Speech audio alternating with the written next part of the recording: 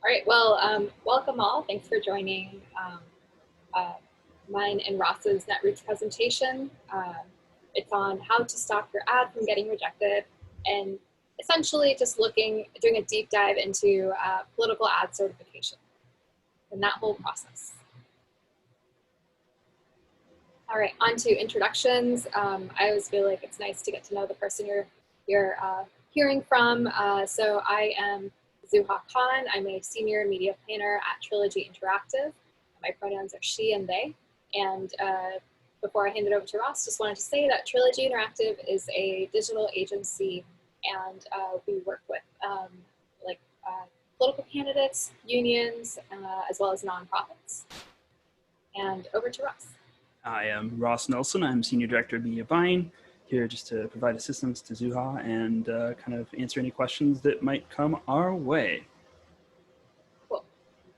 All right, now to start off with the big grand question, training on navigating political ad certification. Well, this was like a brainchild of mine to have this training because so many of our clients really struggle with this. And I really enjoy making their lives easier and helping them figure out how to navigate political ad certification. It makes me kind of sad that it can be such a confusing process, and it's, if I can help in any way to make things make more sense or help people understand what they need to do to prepare before they start going through the certification process, I put in that effort, and yeah, just want to really help folks who have been struggling with this. And actually, if any of the folks who are attending, just been curious, has anyone attending right now, have you ever been frustrated by the political ad certification process? Feel free to share your response in the chat if you've ever been frustrated by political ad certification. Cool. Yeah, I get it. Yeah. All right. Well, yeah. Let's get over to the next slide. So this is going to be a presentation that focuses on the actual certification to show ads. This is not going to cover ad policy violations, things like Facebook's 20% rule. Depending on how many people join and how many questions we get, we could take some time at the very end to kind of cover a few of those specific ad questions. But for the most part, this is going to be mainly related to only how to get live on the different platforms. Listen, we know it's annoying. We deal with it. More than likely, we deal with it more than most folks. And it's a huge pain, and it takes a lot of time, and it's frustrating because sometimes you really, really want to get your ads live quickly due to the nature of your campaign and the work that we do. But it is important to understand the reasons why some of these things happen. It's good to still have a platform to reach your users and voters through, but that does need to be regulated in some way after we saw what happened with some of the things that we're going to cover in the historical sections that we're going to go through today. So we get the complications, but please understand that it is important. We're going to focus on the three major platforms: Facebook, Twitter, Google, and then we will have a QA at the end. Facebook is going to be a vast majority of the presentation. We think that's where most folks are going to need to get certified. A and B have the most difficulty navigating kind of the complexities of the offerings for certification. So vast majority of the presentation will be Facebook. Then we're going to move on to Twitter and Google and cover those briefly. And again, Q&A at the end, so please don't hesitate to submit questions. We'll do our best to moderate those as we're going through the presentation. With that, I'll toss it up to Zuha. Yeah, thanks. So we did want to set some ground rules regarding asking questions. So absolutely, submit a question. I think via the chat is totally fine, or through the Q&A bit at the bottom.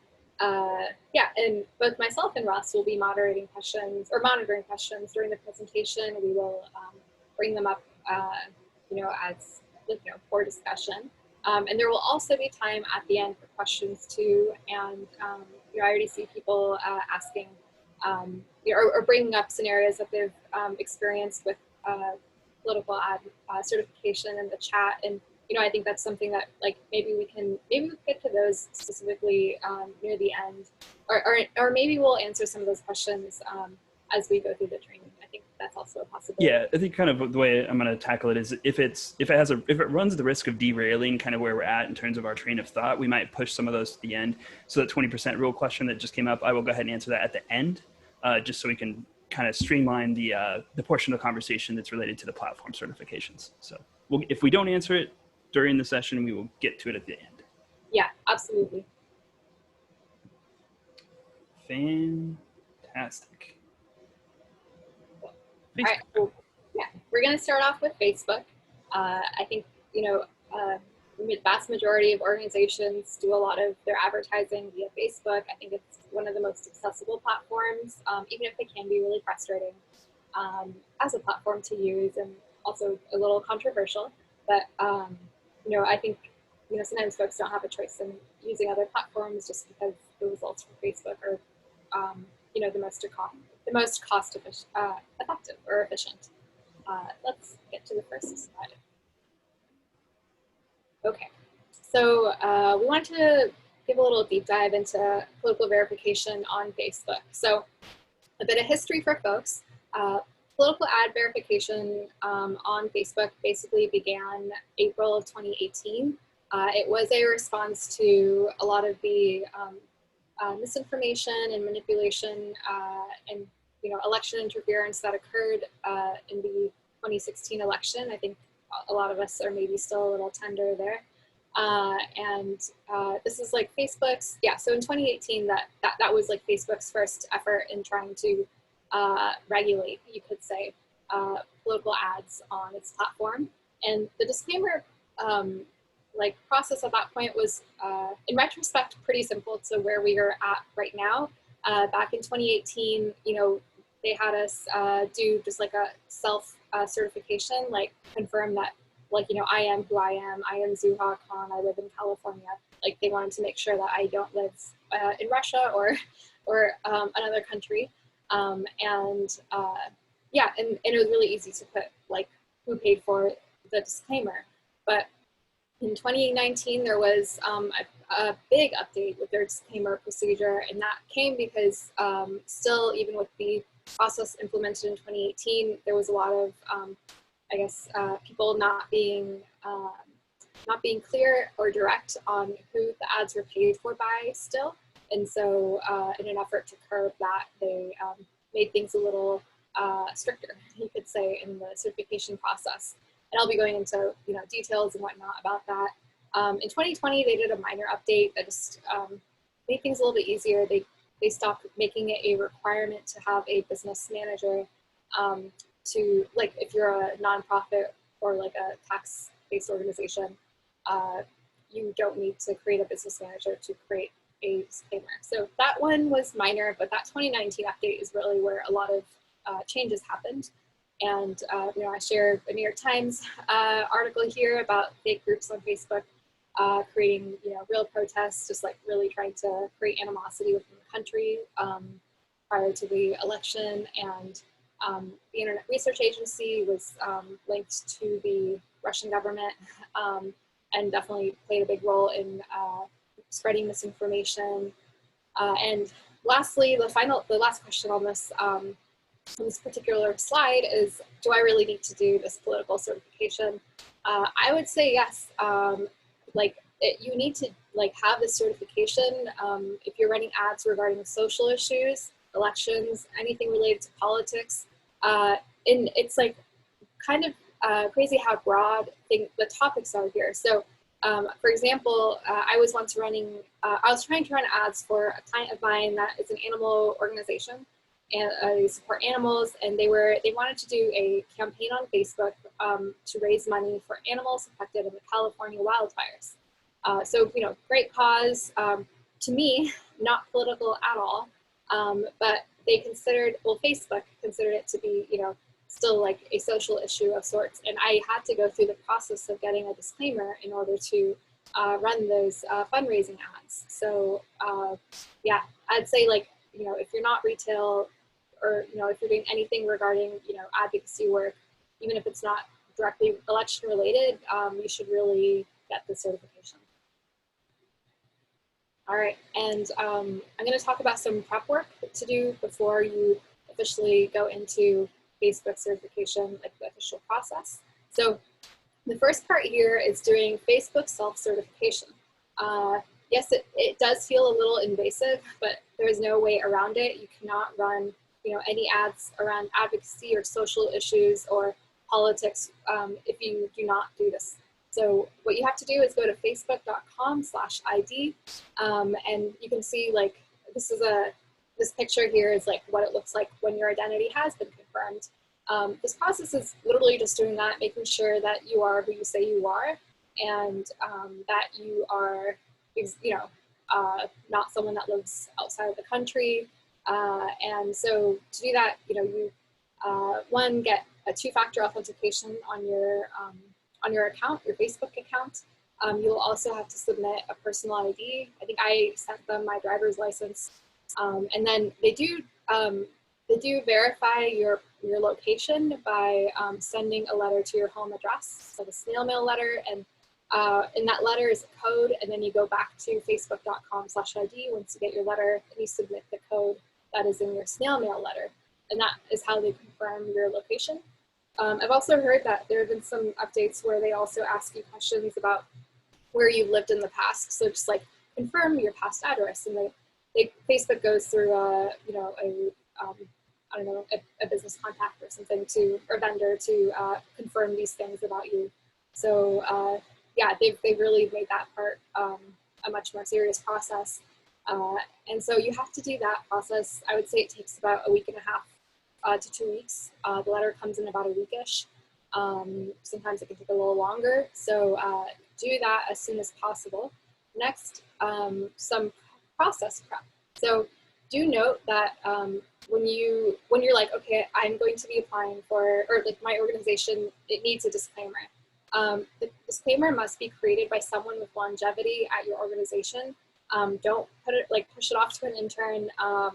Yeah, make sure it's being created by someone with longevity at the organization. That person must also be a page admin.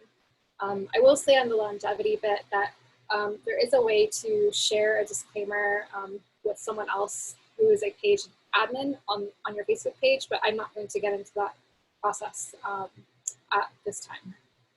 All right, let's go to the next slide. Okay, so one more thing to do as part of the process prep is to create an ad account if you haven't already.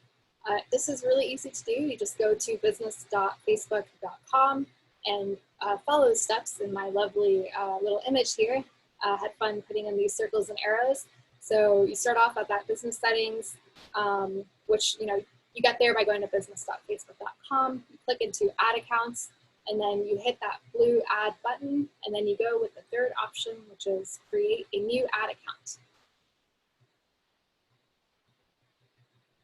Okay, and then next, this is part 3 of the process prep. Preparation. So this one's also very important. There's a lot of caveats here, and I want to make sure that folks understand that. So you do need a public-facing email address and phone number. What that means is that Facebook will be making both of these things public. So both that email address and phone number, they do need to be readily accessible. What I mean by that is that whoever is tackling the certification process, they must have access to the email address, to the email address account. They must also have ready access to the phone number, because I'll be talking about this more later in this presentation, but Facebook will call this phone number as you are going through the certification process, and it will tell you, it's an automated call. They will call you and tell you a code, and you must type that code in while you are doing the certification process. So yeah, the email address and phone number are really important. So just remember they are public facing. Don't use your personal phone number here if you can avoid it, and make sure you have access to them. Next, do you note that the phone number, it cannot lead to a phone tree? I know that causes folks in organizations a big problem, because I think most organizations do have a main phone number that leads to a phone tree. So I'm so sorry. I wish Facebook had been smarter about that, but didn't go that particular route here. And I think, some workarounds here could be setting up a Google Voice number. That's something that you could try doing. Ross and I have also suggested to clients, maybe perhaps like, going to Walmart or, another store, getting, as we joke, a burner phone, and using that phone number here to just take care of that phone number certification or verification, because it is important. You can't move forward without it, but I also feel folks probably will not want to use their personal phone number here since it will be made public. Lastly, so a detail on the email address you provide. The email address, it must match the domain of the website. So if I were to do this process for Trilogy Interactive, well, our website is like www.trilogyinteractive.com. That means that the email address I provide here, it must also end with at trilogyinteractive.com. Again, Facebook will not let you move forth without that. Cool. And then this particular note is specific to folks who work at tax registered organizations. I think that's just a different way of saying possibly a nonprofit. And so what you need here is basically one of the documents on the left. It needs to be a PDF, and you'll likely be asked by Facebook to submit this document. So yeah, on the left, you can see all the accepted document types. And also have your organization's EIN number ready too. Yeah, so because that's a form field later on in the process. And if you are not a tax registered organization, you work on you work at a PAC, or you're working on a campaign for a House or Senate race, you don't need one of those documents, but do have your FEC ID ready. Cool. And okay, well, we're now at the disclaimer process. I know that's a lot of prep to get here, but I promise if you do all of that prep, it makes these next steps, the actual disclaimer process, much easier and smoother and less frustrating and confusing. So what you want to do is go to your organization's Facebook page, and you want to navigate to that settings tab. I've circled it up here at the top. And then you want to click into issue electoral or political ads there on the left nav. And then what you want to do is scroll down when you're on that page and click on the Create Disclaimer button. It's blue, can't miss it. Okay, and when you do that, this window, that's this image on the right-hand side of your screen, that's what pops up. So it asks you, select a disclaimer type. If you're a tax registered organization, or most likely if you're a nonprofit, you're gonna go there. If you are a government organization, that means your website ends in .gov or .mil for military, then you'll want to click that. Like I said, if you are working on a PAC, or if you are working on a campaign for a federal, or yeah, I guess for like a Senate or House race at the federal level, you want to go the FEC route. And there is a fourth option here called Other. Now this other option is great if you are in an absolute rush and you need to get ads up. You will go with the fourth option. Do note though that this fourth option does not, your ads will not have a confirmed organization icon on them. And I've shared an example here of what that icon looks like. But it could be too that, if you are in a rush, you do that fourth option here, that other option, and then when you do have time, you can do that tax registered one or one of the other options listed here. And then, let's see. Yeah, okay. Let's go on to the next slide. Cool. And then just some specifics here. So for that FEC option, you will need your FEC ID, like I said. You'll also still need to confirm your phone number and email of your PAC or your campaign. And then for that other option, you will need to confirm org details. That basically means things like maybe a website or like your organization's address. And you will also still need to confirm that phone or email. But you won't need to provide one of those documents that I was mentioning earlier. And Zuha, I might chime in here just with a couple of questions that are specific to the section since we Yeah, have, totally. uh, let's just go through here. I'm going to go back one slide here and just talk about the fourth option real quick, or Yeah. let Zuha talk about it. She's really the expert. So let's go here. So local city or county races is the first one that came up in terms of just like maybe how would we go through this process for a local city or a county race. Mhm. And I think the answer is going to be related to how that organization is registered. If it has a tax ID, an EIN ID, some form of one of these three pieces here, tax registered, government organization, or an FEC ID. I doubt you're going to have an FEC ID for a local or county race, but you might have a tax ID. So if you have a tax ID, you would go through that first one. And the other option, quote unquote, the fourth option here, I think if we wanted to really say secrets are being shown here, we use the other option in cases like Zuha mentioned. It needs to get done really, really quickly, and we don't have time to wait for the other disclaimer process, or we don't have some of the other pieces of information that are required to go through those other more lengthy third-party verified processes. So I would say that would be kind of where I go. And Zuha, I will let you chime in here. Yeah. No, I think you covered it well, and I think you actually have more experience with that particular, like using the other option. So I'm glad you answered that question. Um, yeah, I had a thought and then I think I lost it, but Oh, all good. I think you answered it quite well, and yeah, I'm happy with your response there. And then let's see. Uh, oh, I remember what I was going to say. I've one of my clients is a ballot initiative, and they we did the tax registered option here for the ballot initiative, so that was at the state level.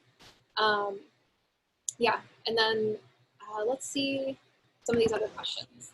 So if Yeah, there's you're, one about the performance, and I think that there's oh, not really a ton of information here that we. I would say no is my first sort of broad answer to that, certified versus non-certified. Now that could be there. I would be more concerned in an area that has a very aggressive set of opposition ads, right? So if there were multiple organizations that were advertising against you, they were certified, you weren't certified, that would potentially be an issue where you might see the persuadability of your message be affected by the lack of certification. However, as you can see in this slide here, the certified or confirmed organization bubble, I think is a little bit different than, say, the tweet certified, check mark or bird or whatever they give you. So I don't think it has quite the level of credibility that's additionally added to your ads in the same way that like a certified tweet kind of has. So I think that less risk, but still something to consider, especially if you're in a highly competitive environment where everybody else is certified. yeah, and I did see. That's a great answer. I think I did see a few other questions kind of related with like the state, doing things at the state level, and I think just to make sure we make things clear there, I think either go with the tax registered option, especially if you have an EIN number, or go through the other option. Yep. Yeah. Yep. Only there is that confirmed organization icon, yeah, which Ross had just pointed out as well. Yep. And I think on the California question, the other option would be the way to go. Unless you have a tax registered organization number, then that would be what I'd recommend. Yeah. Cool. Okay. We already kind of covered this, so we'll skip this one and go back to this one. Okay, cool. Thanks. Those are some really great questions, and I hope they provided clarity. So this is the disclaimer process continued. So once you, in this case, what I'm going to show you is like the path for a tax registered organization, like what that looks like when you're going through the disclaimer process. So when you click on that tax registered organization button, you're taken to this image right here. Form pops up. You type in the disclaimer name. Note that this is what your disclaimer will show. So the thing I circled, it'll say paid for by Trilogy Interactive. So make sure whatever you want your disclaimer to have, make sure you note it there. And then, write in your EIN number, street address, phone number. The phone number and the email here, they do need to be the phone number and email that will be publicly, it's okay to have them be public facing, and they will be the phone number and email that Facebook uses to send you the codes that I talked about earlier. And then again, here's the website URL, and like I said, the note is here too. Domain should match your organization email. All right, so once you hit submit and search, that blue button on the bottom right, you're taken to. Yeah, and I just wanted to add one thing in here. On occasion, when this process first started out, when we had public-facing information, a lot of people were concerned about that. I actually used my own personal phone number in a few cases to test it out to see how many phone calls I got from angry people, and the answer is 0. So, I don't think this is a heavily utilized system, and you might not need to worry about, say, spam phone calls. I won't say that there's 0 risk. It's certainly, depending on your organization, you might have a higher risk of that, but it's not been a problem in the cases where I've used my number. Yeah, that's a really good point. Thanks for sharing. All right, so yeah, once you hit that submit and search button, you're taken to this form, and basically you are selecting your organization. So Facebook has access to like public business records, so it's trying to find your organization. And so I was able to find Trilogy Interactive here pretty easily, so I selected that. However, if you do not see your organization pop up here for whatever reason, then you'll want to click that bottom option that I've starred called None Match My Organization Details. And then I do want to give an example here of something. So one of my clients is a union, and they're like kind of a branch of a union. And so when I was helping them go through this process, what showed up here as the first option was actually the union's headquarters. And, and that works out, right? Because it is this particular union paying for these ads. And so what my client contacted was just call up like the person working at the front desk of at that particular union headquarters, and just let them know like, hey, Facebook is gonna like call you. It'll be an automated call. They'll send you, or they'll give you a code.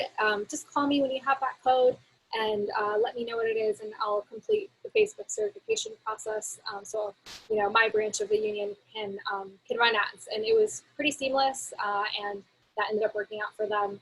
So, I imagine that might happen with organizations that have various offices or different branches of their organization. I know it occurred with my union client. So, there are ways to go about doing this. Cool. And then, once you hit that next button, you'll be shown this screen. And basically, you're just going to be reviewing everything. Does everything look okay? To me, this looks really good. It has the organization name I want on the disclaimer. I removed our EIN number since that's kind of personal. And then, the address and phone number are all good. So everything is reviewed, everything looks okay. So we will move on to the next slide. All right, and then next comes the process where we confirm the phone number and the email. So this particular picture just shows the call me now function. So what will happen is the phone number that you've put in will be placed there in that grayed out box. It's not editable, so make sure you have it right at the beginning when you start. And when you hit call me now, literally in like 2 to 3 seconds, Facebook will send an automated call out to that phone number. Make sure you pick it up.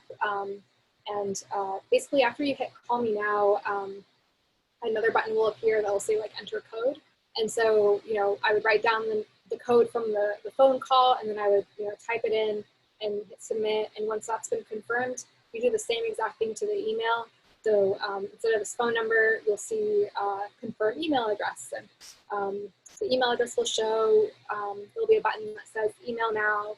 And then you'll see, I think the email usually takes a little bit longer than the phone call. That might take up to 5 minutes to show up in your inbox. But once it does, you just pull the code provided, and then you type that into the form. You submit it, and you've confirmed your phone number and email address, which is really nice. And then, one last thing there. I did want to add that, like, sometimes Facebook will ask for that PDF of like a of a tax-related document that I'd mentioned earlier, that might show up after the step. Sometimes it does, sometimes it doesn't. I don't quite know the criteria, but it's just much better to have it on hand in case you were asked. And then do know that the once you complete that process, like the whole disclaimer process, Facebook takes about 24 hours to approve approve your disclaimer. And I will say that since the pandemic, sometimes this approval process time can take a little bit longer, but not much. So, you know, maybe around 24 to 48 hours then. Cool. And then we're at the final steps here, so that's really exciting. You're actually going to go back now. Let's say you've waited about 24 hours and you're like, okay, let's check on that disclaimer, see if it's been approved, and let's do those final steps, which are connecting the ad account to your approved disclaimer. So what you do is you go to your Facebook organization page, and again, you go back to settings. This might sound a little familiar. And then you go to that issue, electoral or political ads, you know, bit on the left, nav there on the left. Yeah. Okay. So then you scroll down once you're on that page, and you will see on the left here, manage your disclaimers, and it'll say paid for by Trilogy Interactive or whatever your organization name is. And it will say approved if it is approved. I will note that if it's still in review, it will be an orange circle and it will say in review. And if it's been rejected, it will be a red circle. It will say rejected. And when you click into, I think manage accounts or something, manage ad accounts here, it'll tell you the reason why it's been rejected and how to fix it. Yeah, so let's say you go in and you see that your disclaimer has been approved. You're like, excellent, I can move forward. That takes us to our second image here, right here in the middle. What you'll want to do is select your ad account that either you created earlier or you've had it for a while. You'll select that ad account, and then what you'll do next is just the third image here, you'll review your ad account that's been linked to the disclaimer. You'll review it and save. You're officially ready to run ads. Oh, and one last thing here, actually. So once you've reviewed and saved the disclaimer being linked to the ad account, scroll down on that same page and you'll have to confirm the page owner for the page. It's really easy. This is what it looks like here at the bottom, this bottom image. Here's what it looks like when it's been completed. So we have a confirmed page owner, it's Trilogy Interactive. And so that will have you be all set to move forward. We have a couple questions that came in here that I think are valid here. The first question, I'm placing ads on behalf of a candidates committee. It is my ad account. Certification is mine, ? Disclaimer is ? And so in this case, it's your ad account, correct? So this second phase, the second screenshot here that Zuha's referring to is where you apply a disclaimer to your ad account. So that's where that link is made. The disclaimer, however, is owned by the page and the individual who submitted that disclaimer verification. So it gets a little convoluted, but essentially when we were talking about as an organization, when you're getting personally verified, why don't you want it to be somebody who's not going to be there for a lengthy period of time? It's because it is tied to the personal certification, right?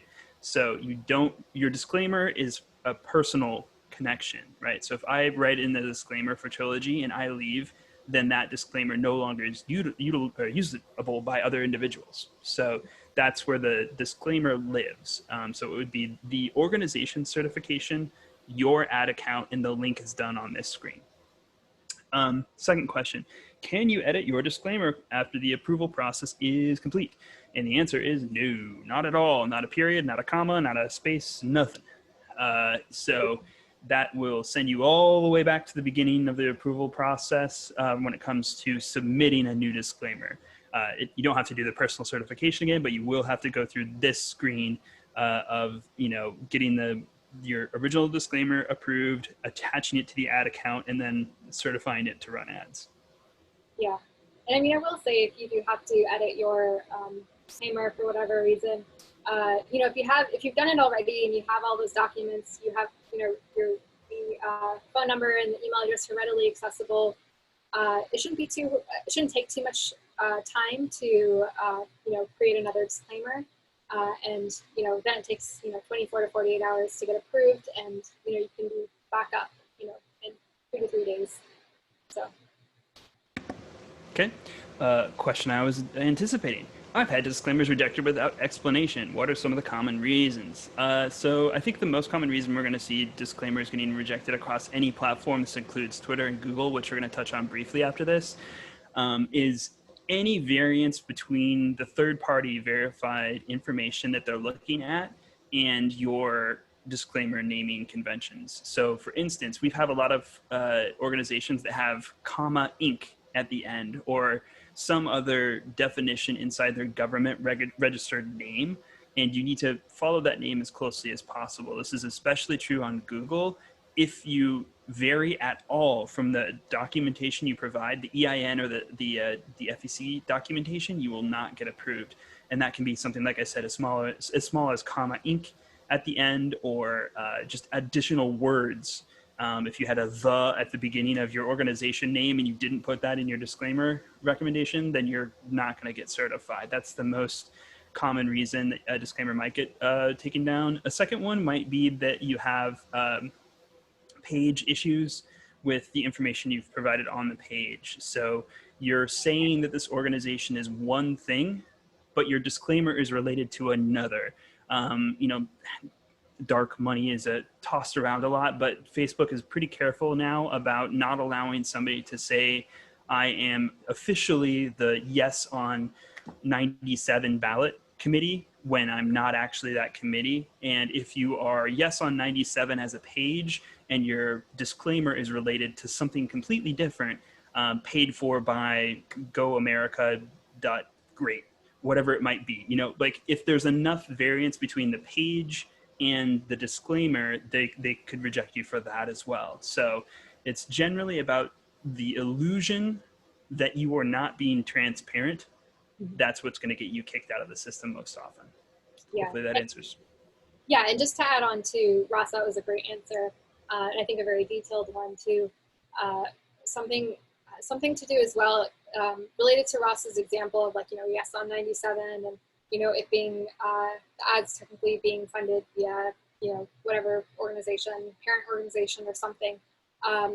If that's your situation, then on your yes on 97 website, then there should definitely be a disclaimer at the bottom of the website, saying paid for by that parent organization. That's also something that Facebook looks for. They want to see that consistency. They want to be able to see that the person who is or the organization that is paying for the ads, there is a connection that is specifically listed on the website. So again, as Ross was saying, just as transparent as possible. All right, and then lastly, this is the last slide for Facebook. So I do have a link here to this presentation. You're welcome. But I do have these links up here at the top are actually clickable. And I highly recommend folks, go get this presentation that we're presenting right now. We'll share this link again at the end of the presentation, but links like the Facebook help desk, this is literally where you can ask Facebook customer service reps for assistance via email. They have a form box that you fill out and you tell them what your problem is, and a customer service rep will get back to you. They've honestly been fairly quick. I'd say usually, when I say quick, I don't mean immediately, but I will say maybe within 24 to 48 hours. So I think that particular link is especially useful. There is a link here for Facebook's disclaimer process write-up, and there's also some links here for troubleshooting email deliverability for that, to get that code from your email, and then also if you're having issues with the phone and Facebook's phone call, Facebook will help troubleshoot that as well. They have some advice there. So we'll go into our next topic here.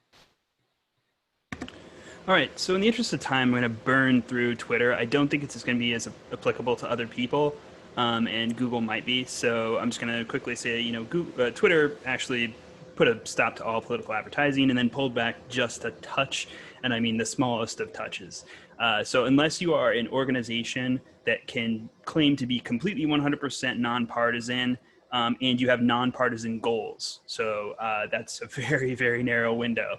For example, Act Blue, even though they might just be asking people to go vote, they could not put an ad out there that says go vote simply because their mission statement is partisan. So, you know, things like that are going to be kind of the limitations for the Twitter platform. So if you have that narrow window where you think you meet the criteria, then you could probably do the certification. However, you might not need to do that.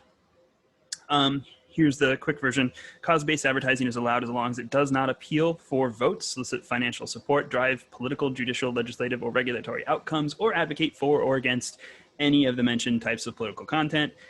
During the presentation, I said, I have a program that I'm trying to feed hungry kids. Is that political? And they said yes. So I just gave them the finger and moved on. So restrictions, you cannot do anything excluding state, province, and region. You cannot do zip codes. That means that a lot of smaller campaigns are immediately not going to be interested in this. You'd have too much bleed at the region level, and you just need to be aware of that. Zuha mentioned this, but it's worth noting, they do look at the landing page. So if your landing page is completely partisan, but your ad campaign is not partisan, you are still going to be blocked. So make sure that you have a clean landing page that's not breaking the rules. Yeah, I think if you have interest in the Twitter certification, it'll be inside our documentation here that we'll provide at the end. I do kind of want to sneak through and get to Google because I think search is going to be somewhat more valuable. But you can follow the links and you're going to click the cause-based advertiser, and I'm an organization or non-governmental organization. The biggest thing that's going to catch you is they don't label these very well. So please provide more details box over here on the right side. You need to insert your email address in there. And then you also need to follow the bouncing ball when it comes to the different things that you need to upload. And another thing that'll catch you out if you're not paying attention, company ID is going to be your EIN. So make sure you're kind of following that closely. Again, this is all inside our presentation, which we'll link at the end here in the chat box as was requested, but you can follow that there. Google. Why Google? The most important thing to know about Google is that it's going to be your primary method of getting into search results without having to worry about what's called SEO or search engine optimization. A lot of the campaigns we run are very small in time in terms of they're not going to have a lengthy enough time period to actually get ranked in organic. So you're going to have to still try to show up in search. So certification for Google could be important. Brief history here, Google and YouTube used to allow political advertising down to the one-to-one voter match all the way up through 2018. During 2018, they began to restrict political, and then on 11/20 of 2019, they announced they would severely restrict targeting. You can still advertise political stuff, you just can't necessarily do one-to-one targeting or anything that's more directed than zip code and demographic and behavioral. So, do you need to do this? We would recommend it. The most common way people find out about your program after hearing about it from friends, family, your other advertisements is going to be search. They're going to look for it on a Google search engine. And not only that, it might not just be on Google search. You should consider YouTube. Zuha pointed out to me earlier today that during a Google presentation that YouTube is the second most popular search engine behind Google. And that doesn't surprise me at all. I YouTube for stuff all the time. Just to try to figure out how to, fix a drain or do whatever the heck else. So just keep in mind, you might want to consider YouTube as a platform that would be valuable for you, even if it's not the first thing you think of. Having a video ad or having some form of way to communicate to those individuals via Google might be important. All right. Scooting through here. When do you need a disclaimer? So you need a disclaimer if you have a state-level ballot measure, initiative, or proposition that has qualified. You need it if you have a federal or state-level political party, a current office holder, candidate, state-level elected office, such as governor, secretary of state, or member of state legislature, current office holder or candidate for an elected federal office. This includes all the big ones. So president, vice president, United States House of Representatives, and Senate. And the disclaimer steps. Oh, you're muted. Yes. Okay, so for Google, when you are ready for to go through the process of certification, you will go to that link up there at the top. But in terms of preparation, what you need is basically your FEC ID, if that's applicable to your organization, or EIN number. And if it applies to you, the state elections regulator registration ID number. I haven't really had any clients that have that last number, but maybe that's something that applies to you. Next, you will need your organization address.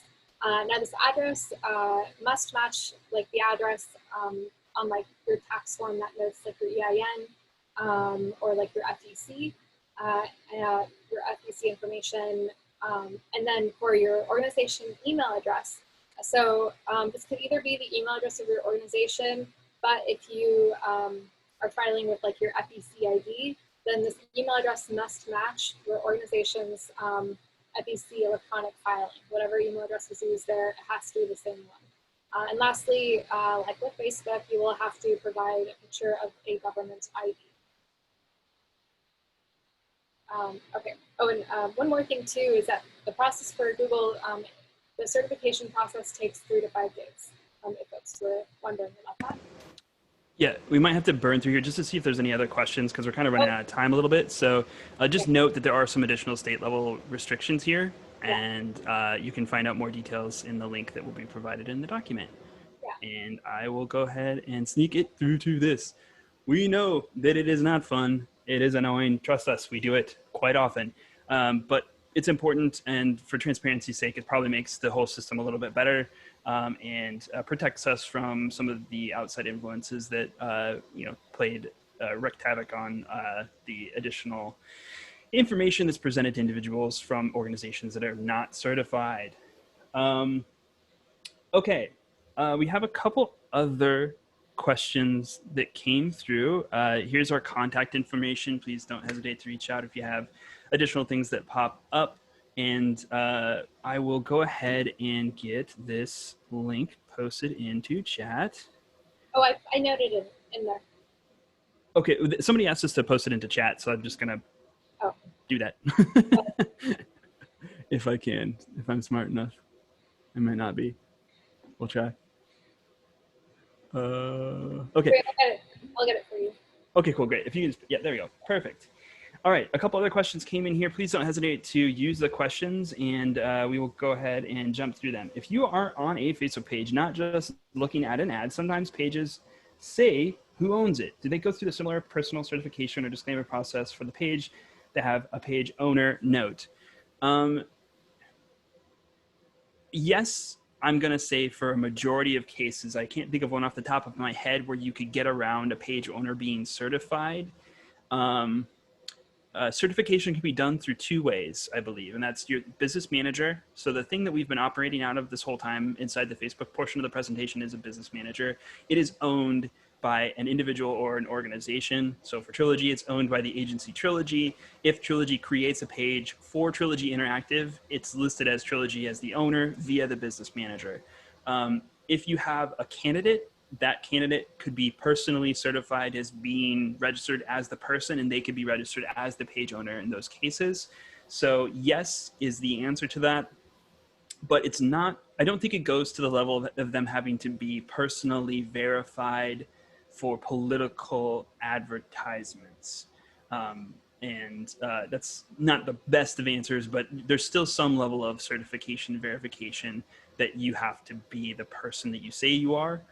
For instance, if anybody uses intellectual property to say that they are your organization, in other words, somebody's faking like they're your organization, or they create a page that is using your intellectual property, that'll get taken down real fast. Things that won't get taken down at the page level that I've just recently run into are satire pages or pages that are like, we're supporting this ballot initiative, and it's really obnoxious junk. Like it's saying like, we support this ballot initiative and our friends are the Communist Party of China, Antifa, and like, it's just like essentially like somebody trying to say that anybody who supports this initiative is kind of crazy far left. and it's going to make the world a worse place. So that type of stuff will not get taken down if it's a page level certification issue. But for the most part, if you say you're somebody, you have to be able to verify that you are that person or that organization, either via business manager or a personal certification. Yeah, I don't have anything to add there. Okay. Yeah. Cool. Okay. Do you need to get a Google disclaimer for candidates and electeds for municipal office that are regulated by the state elections regulator? Yes, I believe is the answer to that. And that kind of comes in with here. What is needed on the disclaimer steps for Google is the state elections regulator registration or ID number. So if you are regulated by the state, I believe you are provided this number. That would give you what you would need to do to get your certification. Yeah, and kind of related to Ross, do you mind going through the next slide? Yes. All right. Or no, I guess is the right answer. I No. don't mind. No worries. I don't know if the person who asked that question happens to live in any of these states, but I would double check by going to that link there at the bottom just to see if you do live in one of those states, if there's further requirements or maybe restrictions regarding races like that. Or just because some of these, most of these are just like further requirements, but and that might be like where you address something related to like a state. Something related to the state. State candidate. Okay. Cool. Any other questions, or shall we go into this Facebook 20% rule? Yeah. Let's go ahead and answer the 20%. Thank you for your patience, by the way. It's a good question, and it's something that a lot of folks don't understand. So when you have, and I'm just going to scroll all the way, pardon the motion sickness that might be coming through on Zoom as I go all the way back to the beginning of this presentation, because there's an image here that we can use as an example. So the text on this image says black elevation. And if this text was larger than 20% of the image, it could get flagged with what's called a 20% rule. And that means that the image text part, or the text in an image, cannot be more than 20% of the size of the total image, right?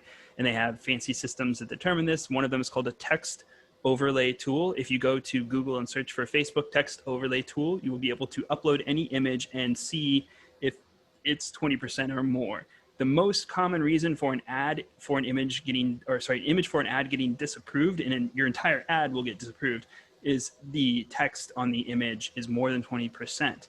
A fun story about some of this stuff, it doesn't necessarily just have to be the text that you put over the image. If you have a picture of a protest and you can read the signs, and somebody has better handwriting than I do, Facebook can read the text on those signs, so it can get kicked out for that. If you have a logo that has legible text, that can be part of the text. So don't just think I added a few words and it's not over 20%. It's anything in the image that can be read as text will get your image kicked out. Yeah. So. No, absolutely. I think this is something that I think oddly a lot of folks, like Facebook just doesn't make that very well known, but it is important. I have, to Ross's point, I did link to the text overlay tool in the chat, so folks have ready access to that. And I think that's pretty much it on that 20% rule. Any other? Let's see.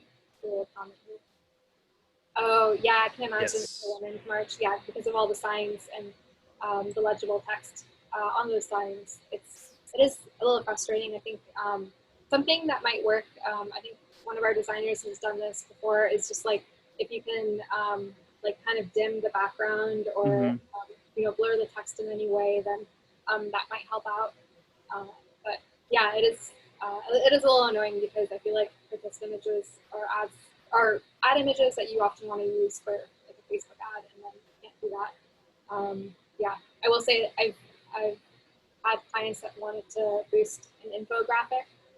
It was like an organic post of an infographic, and then they wanted to boost it with some money behind it, and like that wasn't possible because an infographic is mostly all text. Yeah, and just because we got a couple minutes left here, I think that from the standpoint of thinking about ad imagery for the purposes of quick turnaround work, right? if you have quick turnaround, you need to play safer than you would if you have time to get rejected and resubmit. So the way I think about it is just like a gradient. If you've got little time, you need to make sure that you follow every rule very closely. If you have more time, you can be a little bit more aggressive and experimental when it comes to the types of things you're including in your ad imagery. Like Zuha said, you could potentially play with that protest image and get the signs to be a little bit darker or not read by Facebook's system and get it approved. But if you don't have that time to resubmit, you might want to say, okay, we're going to do one ad image that's very safe. Maybe it's boring even, let's be real, but it's safe and it's going to get approved. Then we have some other ad images that are a little bit more outside the envelope, and they're going to be likely to get rejected. But if they go through, they might have higher impact.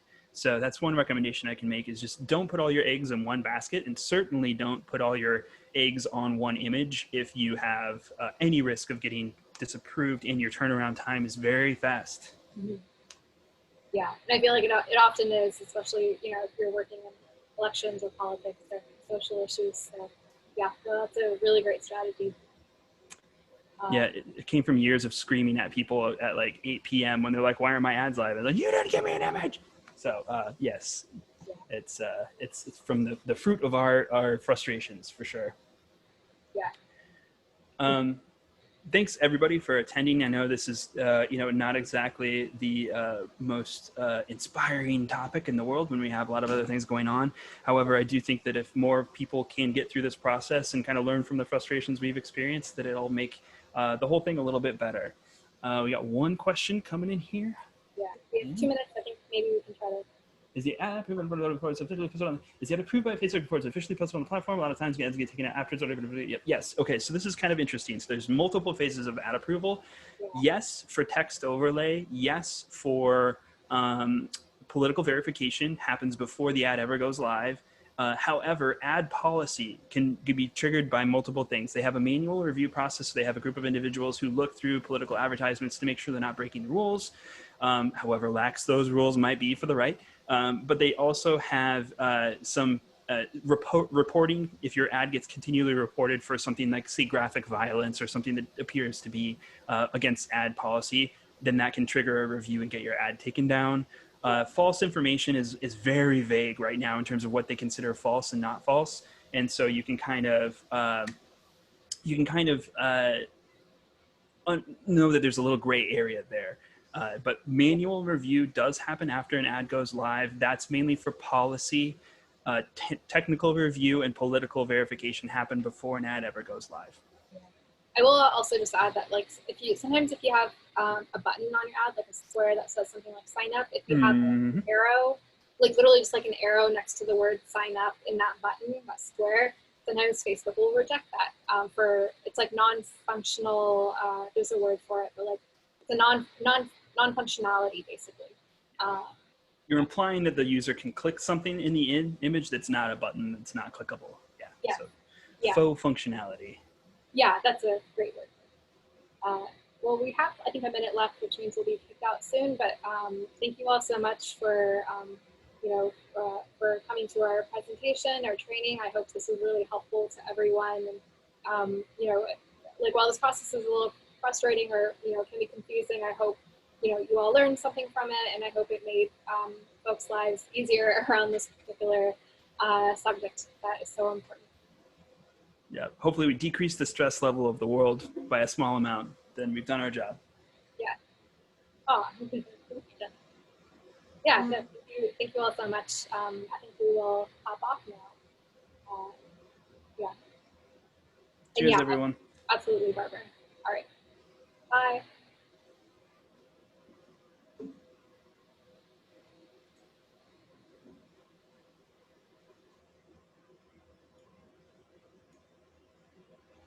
Thanks, Jen. I'm not sure if you have your audio on, but thank you very much for your help. Really appreciate it. Oh, I can't hear you. You might be muted, but. There I am. Have a good evening. Stay hydrated. Stay cool. We'll do our best. It's only like 2 o'clock your time. Yeah, it's only 2 o'clock my time, so I got a little bit of the day. I'm going to go buzz over to the keynote. Then I get to pick up my supper. Cool. Have a good one. Be good. Thanks. Bye.